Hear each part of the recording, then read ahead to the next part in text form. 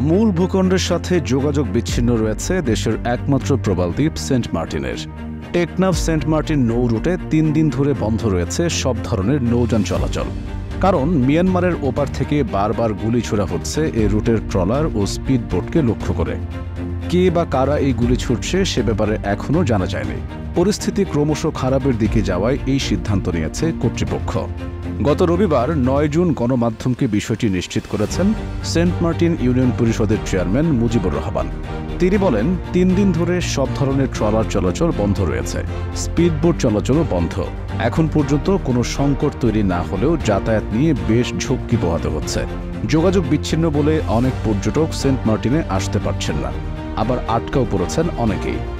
এদিকে টেকনাফের সাথে যোগাযোগ বিচ্ছিন্ন হওয়ার ফলে সেন্ট মার্টিনে দেখা দিচ্ছে নিত্য প্রয়োজনীয় খাদ্যপণ্য সংকট।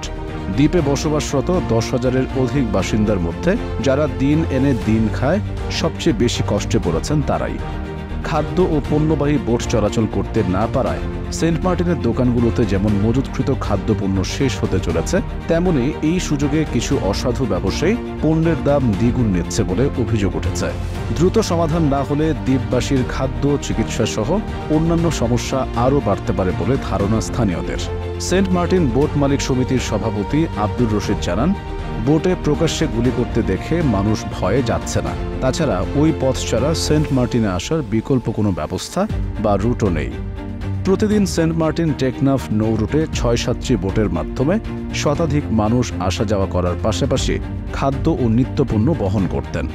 গত 5 জুন সন্ধ্যার দিকে নাফ নদীর মোহনায় সেন্ট মার্টিন থেকে ফেরার পথে বাংলাদেশি নির্বাচনী কর্মকর্তাদের লক্ষ্য করে মিয়ানমার থেকে গুলিবর্ষণ করা হয়।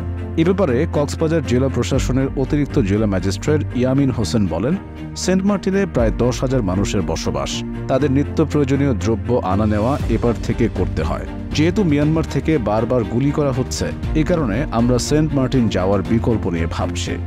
তবে গুলি কারা করছে সে ব্যাপারে সঠিক কোনো তথ্য দিতে পারছে না কক্সবাজার প্রশাসন। এ ব্যাপারে অতিরিক্ত জেলা ম্যাজিস্ট্রেট ইয়ামিন হোসেন আরও বলেন, গুলি ছোড়া হচ্ছে, কিন্তু কারা গুলি করছে আমরা বুঝতে পারছি না। যেহেতু ওপারে যুদ্ধ চলছে, আমরা এসব বিষয় নিয়ে সরকারকে জানিয়েছি। স্থানীয়ভাবেও সমস্যা সমাধানের চেষ্টা করছে।